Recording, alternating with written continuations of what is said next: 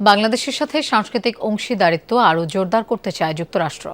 সকালে ঢাকা বিশ্ববিদ্যালয়ের ঐতিহাসিক মুসা খান মসজিদ সংরক্ষণে প্রায় ৩ কোটি টাকা অনুদানের পরে আয়োজিত এক অনুষ্ঠানে এমনটাই জানান ঢাকায় নিযুক্ত মার্কিন রাষ্ট্রদূত।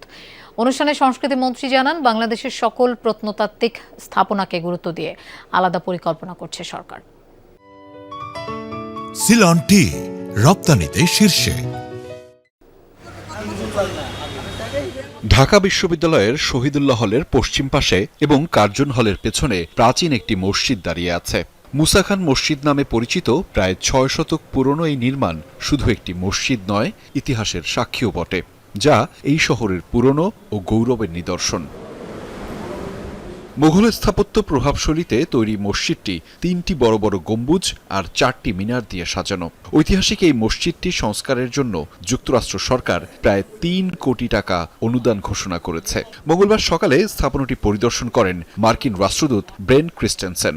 জানান, দুদেশের সাংস্কৃতিক অংশীদারিত্বের অংশ হিসেবে সারা দেশে ১৩টি প্রকল্পে $১ মিলিয়ন বেশি অর্থায়ন করেছে তার দেশ।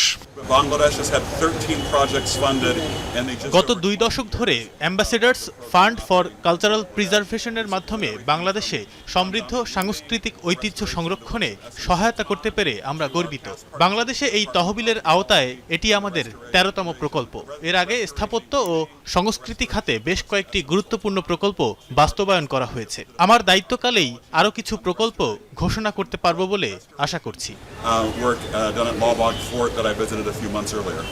এ সময় সংস্কৃতি মন্ত্রী নিতাই রায় চৌধুরী জানান, প্রত্নতত্ত্ব অধিদপ্তরের সহযোগিতায় ৩৬ মাসের এই প্রকল্পটি সম্পন্ন হলে স্থাপনাটিতে একটি স্থায়ী ডিজিটাল আর্কাইভও প্রতিষ্ঠা করা হবে। অনগ্রসর দেশটাকে আবার যদি সামনে আনতে হয়, তাহলে আমরা কিভাবে আনতে চাই? আমরা এই যে নানান ধরনের যে বৈচিত্র্য রয়েছে ছড়িয়ে ছিটিয়ে, জাতিসত্তা, ধর্ম, বর্ণ, ভাবনা, চিন্তা, এই বৈচিত্র্যের মাঝে আমরা ঐক্য আনতে চাই। এই প্রজেক্টটা কমপ্লিট হওয়ার পরে হচ্ছে যে এখানে আমরা একটা কালচারাল হেরিটেজ ট্রেইল প্রজেক্ট শেষে একটা আমরা লিফলেটের মতো করব, যেটা দেখে হচ্ছে ভিজিটর বা যারা আছে তারা হচ্ছে যে এই এডুকেশনাল হাব ঢাকা ইউনিভার্সিটির ভেতরে যে শুধু মুসা খান মসজিদ না, গ্রিক সমাধি আছে, গুরুদুয়ারা নানকশাহী আছে, হাজি খাজা শাহবাজ মসজিদ, ট্রেলটা থাকলে হবে কি সবাই অ্যাট এ গ্ল্যান্স বুঝতে পারবে। আয়োজনে মার্কিন রাষ্ট্রদূত আরও জানান, বাংলাদেশের সাংস্কৃতিক ঐতিহ্য সংরক্ষণে তরুণ স্থপতিদের প্রশিক্ষণ দেবে যুক্তরাষ্ট্র। আহমেদ রেজা, যমুনা নিউজ, ঢাকা।